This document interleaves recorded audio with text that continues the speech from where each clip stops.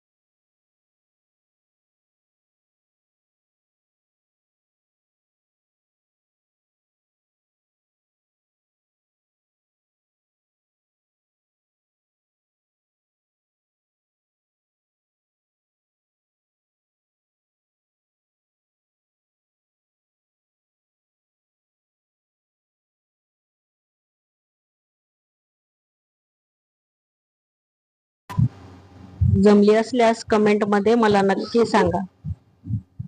आवडल्यास चॅनलला लाईक करा, सबस्क्राईब करा आणि कमेंट करायला अजिबात विसरू नका. नवीन डिझाईन तुम्हाला लवकरच घेऊन येईल. धन्यवाद.